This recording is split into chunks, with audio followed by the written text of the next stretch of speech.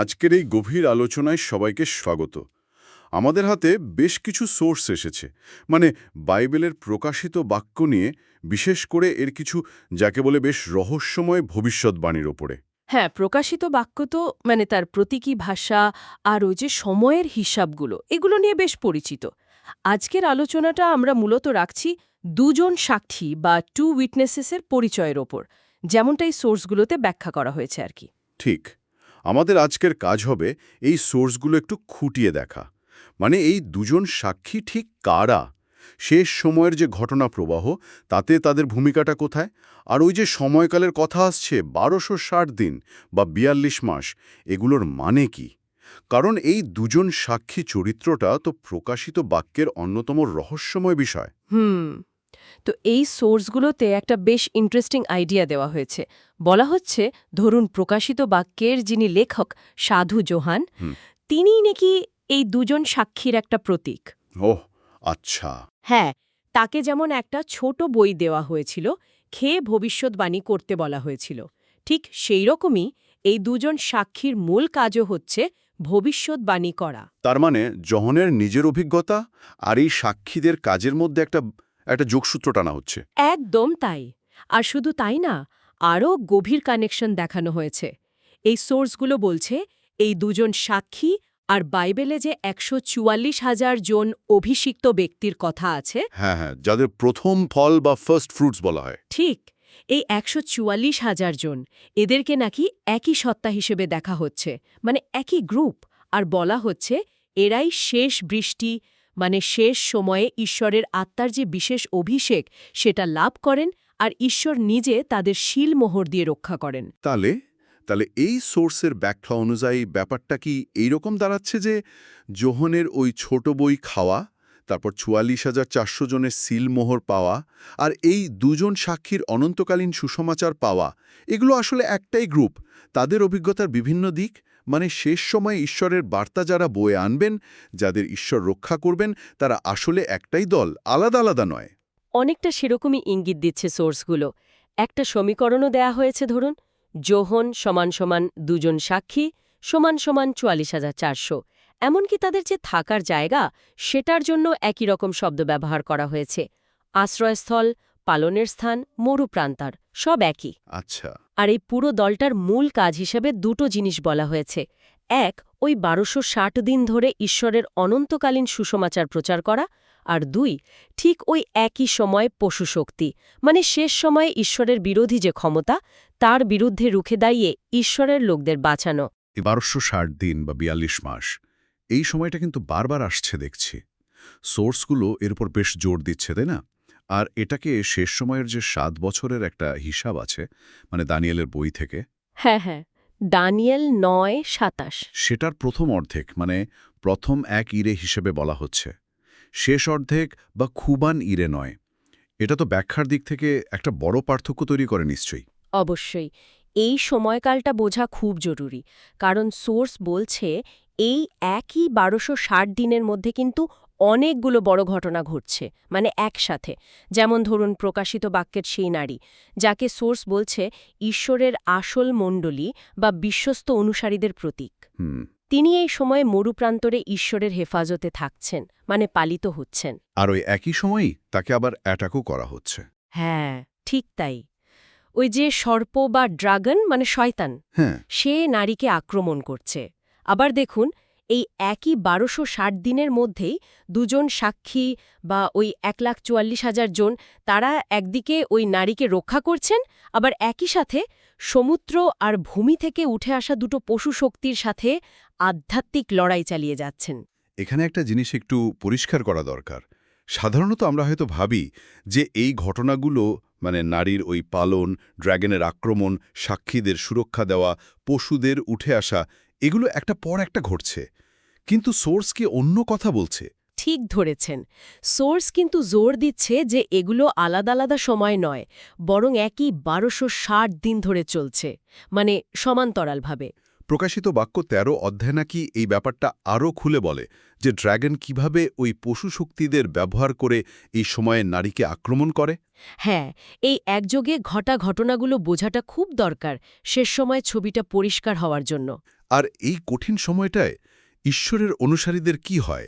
সবাই কি বেঁচে যান, মানে রক্ষা পান? সোর্স বলছে না এই ১২৬০ দিনে ঈশ্বরের কিছু লোক শহীদ হন, মানে বিশ্বাসের জন্য মারা যান, আবার কিছু লোক ঈশ্বরের বিশেষ নিরাপত্তায় থাকেন। ওই যে নারী, তিনি মূলত এই সুরক্ষিত লোকদেরই প্রতীক, যারা শেষ পর্যন্ত মানে রূপান্তরিত হবেন, পরিবর্তিত দেহ পাবেন। আর যারা শহীদ হচ্ছেন তারা পরে প্রথম পুনরুত্থানে অংশ নেবেন। আচ্ছা, আমরা তো দেখলাম তাদের কাজের সময়কাল আর কাদের তারা রক্ষা করছেন, কিন্তু তাদের মূল মেসেজটা কি ছিল? তারা যে অনন্তকালীন সুসমাচার প্রচার করছেন, সোর্স অনুযায়ী তার হরসিক বা মূল কথাগুলো কি ছিল? হ্যাঁ, প্রকাশিত বাক্য ১৪ অধ্যায়ের ৬ থেকে ১১ পদের উপর ভিত্তি করে সোর্স ৩টে মূল বার্তা খুঁজে পেয়েছে। প্রথমত, সৃষ্টিকর্তা ঈশ্বর, একমাত্র তাঁকেই উপাসনা করতে হবে, আর কাউকে নয়। আচ্ছা। দ্বিতীয়ত, বাবিলের পতন হবে। বাবেল মানে এখানে সাধারণত বোঝানো হয় ঈশ্বরের বিরোধী যে বিশ্ব ব্যবস্থা বা সিস্টেম, সেটার পতন অনিবার্য। হুম।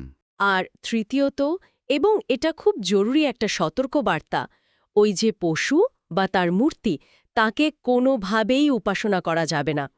আর তার চিহ্ন মানে মার্ক অফ দ্য বিস্ট, সেটা নেওয়া যাবে না।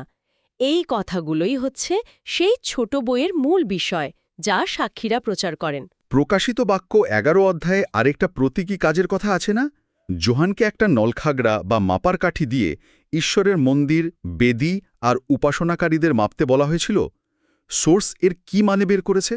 এখানে নলখাগড়া বা ওই মাপার কাঠিটাকে বিচারের একটা স্ট্যান্ডার্ড বা মানদণ্ড হিসেবে দেখা হচ্ছে। আর সেই স্ট্যান্ডার্ডটা কি?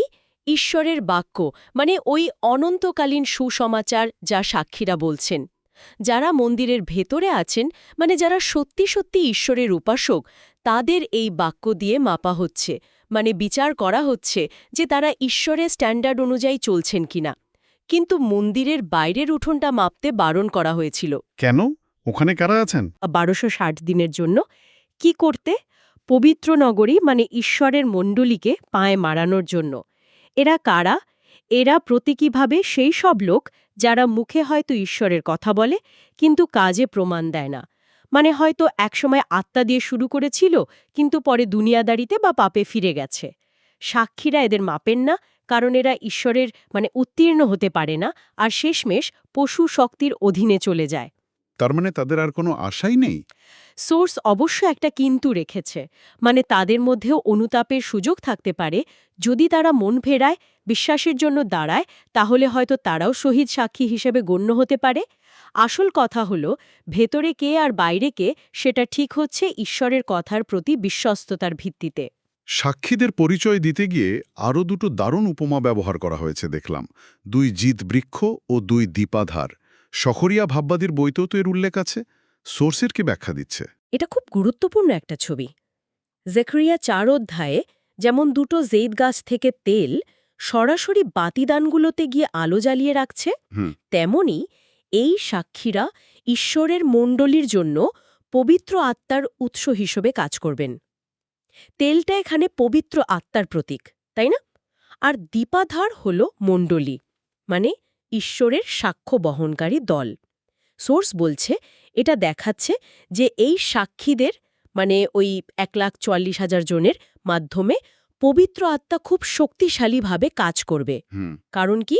কারণ তারা শেষ বৃষ্টির আত্মা পেয়েছেন, প্রকাশিত বাক্যের গভীর মানেগুলো বুঝেছেন, আর সবচেয়ে কঠিন যে আদেশ, শত্রুকেও ভালোবাসা, সেটাও তারা পালন করেন। তাদের কাজের সাথে কিছু আশ্চর্য ক্ষমতার কথাও তো বলা আছে। যেমন মুখ থেকে আগুন বেরোচ্ছে, শত্রুরা মরে যাচ্ছে, আকাশ বন্ধ করে দিচ্ছেন যাতে বৃষ্টি না হয়, জলকে রক্ত বানাচ্ছেন, পৃথিবীতে মহামারী আনছেন। এগুলো শুনলে তো পুরাতন নিয়মের মসি আর এলিয়ের কথা মনে পড়ে যায়। একদম। সোর্সে মসি আর এলিয়াকে এই দুজন সাক্ষীর ছায়া বা টাইপোলজি হিসাবেই দেখা হয়েছে।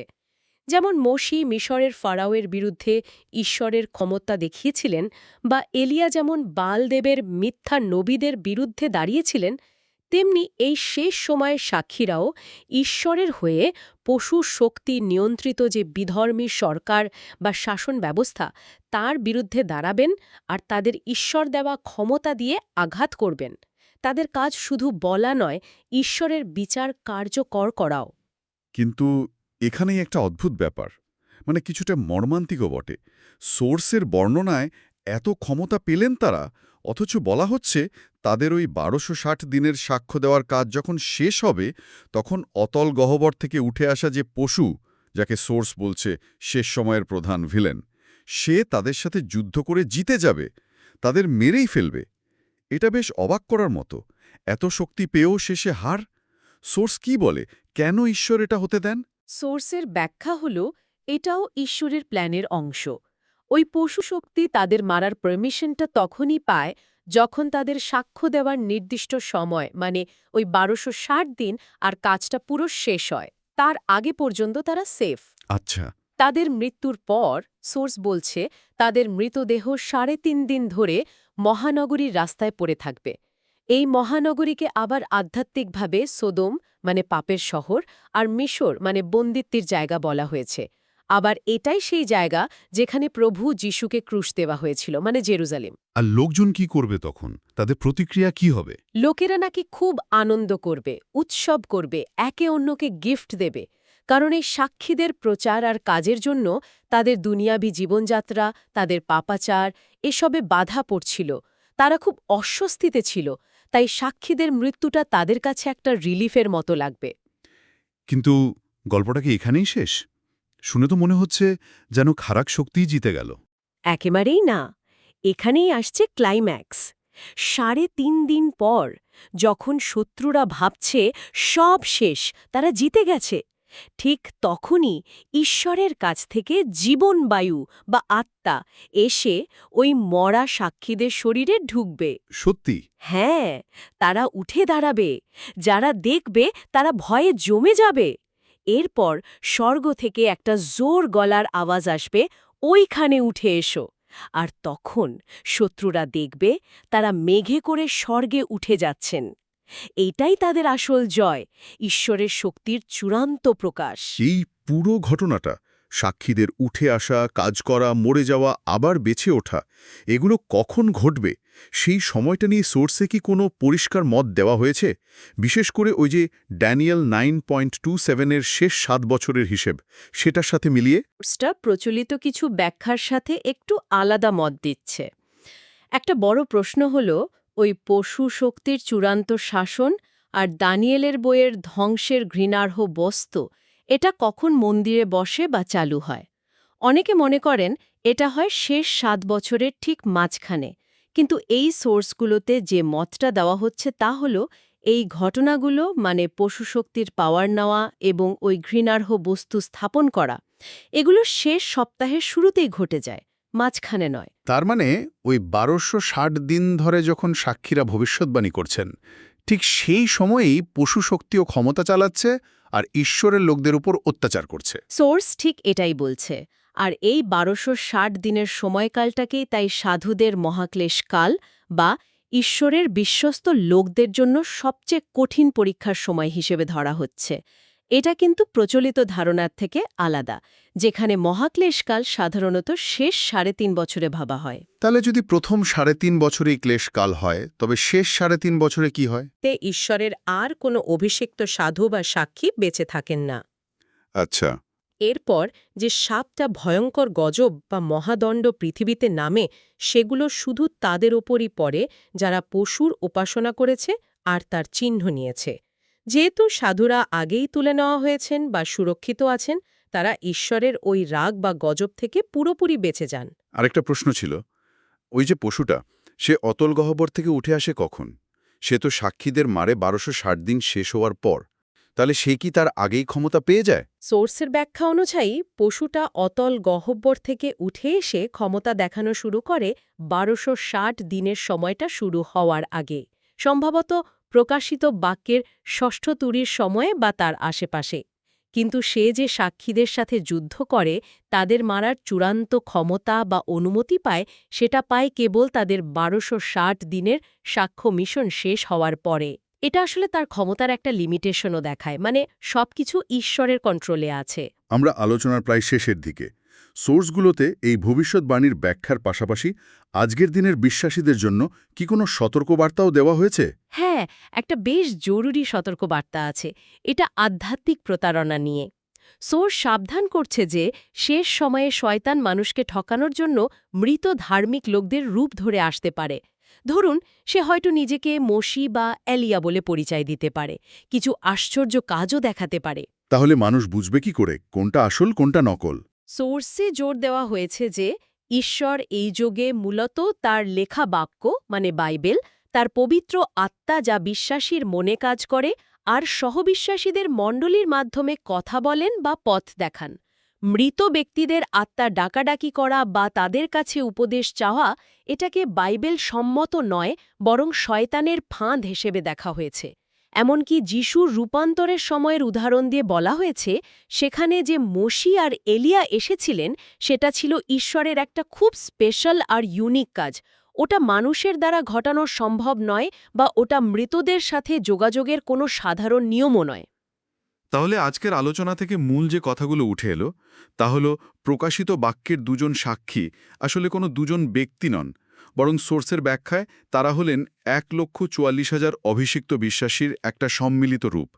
তারা শেষ সময়ের প্রথম ভাগে, মানে ওই 1260 দিন ধরে খুব কঠিন পরিস্থিতিতে ঈশ্বরের অনন্তকালীন সুসমাচার জানাবেন, পশু শক্তির মতো বিরাট বিরোধী শক্তির বিরুদ্ধে দাঁড়াবেন আর ঈশ্বরের বিশ্বস্ত লোকদের রক্ষা করবেন। একদম। তাদের যাত্রাটা হবে মানে অসাধারণ ক্ষমতা দেখানো, নির্ভীক সাক্ষ্য দেওয়া, তারপর একটা আপাত পরাজয় বা শহীদ হওয়া, এবং শেষে ঈশ্বরের শক্তিতে আশ্চর্যভাবে বেঁচে ওঠা আর স্বর্গে চলে যাওয়া। এই পুরো ঘটনা প্রবাহ, যেমনটা সোর্স ব্যাখ্যা করেছে, তা আমাদের শেষ সময়ের টাইমলাইন আর মহাক্লেশকালের স্বভাবটা বুঝতে একটা নির্দিষ্ট দিক থেকে সাহায্য করে। যদিও এটা মনে রাখতে হবে যে দানিয়েলের ভবিষ্যদ্বাণী বা এই সময়গুলো নিয়ে ব্যাখ্যার ক্ষেত্রে কিন্তু নানা মত সবসময়ই ছিল, এখনও আছে। সত্যি খুব গভীর আর কিছুটা জটিল বিষয়। তবে সোর্স অনুযায়ী এটা পরিষ্কার যে এই সাক্ষীদের কাজ শুধু বিচার ঘোষণা করা নয়, বরং শেষ পর্যন্ত মানুষকে ঈশ্বরের দিকে ফেরার সুযোগ দেওয়া, অনুতাপ করার আহ্বান জানানো আর যীশুখ্রিস্টের যে গ্লোরিয়াস বা মহিমাময় পুনরাগমন তার জন্য পথ তৈরি করা। ঠিক তাই। আর শেষ করার আগে শ্রোতাদের জন্য একটা প্রশ্ন রেখে যাই, যা এই সোর্সের কথার ভিত্তিতে ভাবার মতো। সোর্সে যেমন বলা হলো যে এই শেষ সময়ে সাক্ষীরা শত্রুকেও ভালোবাসার মতো কঠিন আদেশ পালন করার শক্তি পান শেষ বৃষ্টির পবিত্র আত্মা পেয়ে। এই বিষয়টা, মানে এই নিঃশর্ত ভালোবাসা আর ঈশ্বরের আত্মার ওপর পুরো নির্ভরতা, এটা আজকের দিনে আমাদের, মানে বিশ্বাসীদের ব্যক্তিগত জীবনে বা মণ্ডলীর জীবনে কতটা জরুরি, আর সোর্সের আলোয় এই গুণগুলো পাওয়ার পথে কিভাবে এগোনো যেতে পারে। চমৎকার একটা প্রশ্ন ভাবনার জন্যে। এই গভীর তথ্যগুলো তুলে ধরার জন্যে আপনাকে অনেক ধন্যবাদ। আশা করি এই আলোচনা আমাদের শ্রোতাদের এই জটিল বিষয়গুলো বুঝতে কিছুটা হলেও সাহায্য করেছে। আগামীতে আবার নতুন কোনো বিষয় নিয়ে বিস্তারিত কথা বলতে আসব।